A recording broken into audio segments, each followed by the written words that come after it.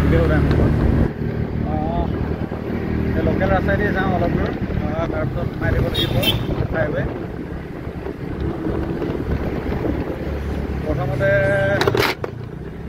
প্ৰথমতে হেলমেটটোকে লগাই লওঁ ৰাইজ হেলমেটটো নহ'লে বহুত দিগদাৰ চেফটিৰ কথা আছে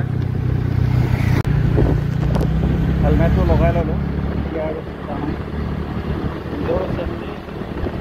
তাতে আকৌ ফাইনসকলৰ